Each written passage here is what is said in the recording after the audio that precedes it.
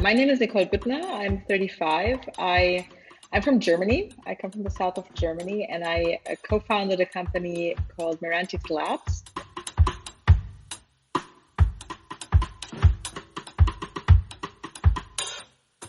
We have the mission to take AI from research to production. So we help companies actually harness the value of artificial intelligence and deep learning in their day-to-day production and operations.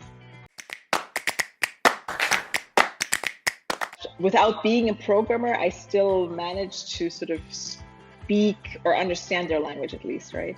What I bring to the team is basically to try to speak their language and translate between the different parts, right? We have the programmers that are heavy into coding, and then we have executives in large companies, and they're really not interested in the beauty of code that some engineer produces, but they're interested in having a solution to their problem. And this translation process is basically, something I've been professionally focused on for the last 6-7 years.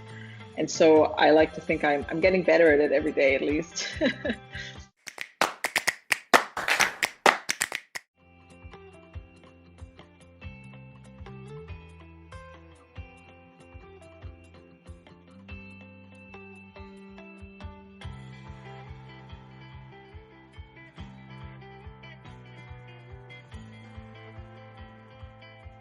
Sufficient degree, because otherwise it's going to be really hard to have credibility with your engineers. I would say the second part is also understanding your limitations. So being very open with what you don't know, being very asking questions, also having the right people in your teams. For me, at least, I really care about everybody on my team a lot. So I think it's also about caring and empathy and trying to understand what drives them, what motivates engineers.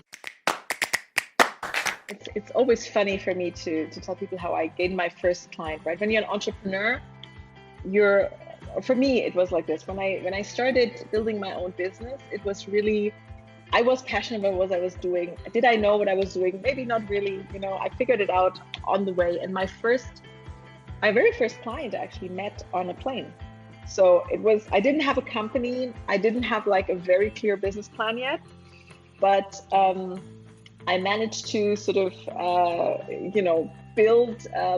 build a connection to a person and sort of also convince them that, I'm maybe trustworthy, probably smart enough to address the problem. And I basically signed my first client a few weeks later. I'm telling this story just to say you don't have to have everything completely figured out.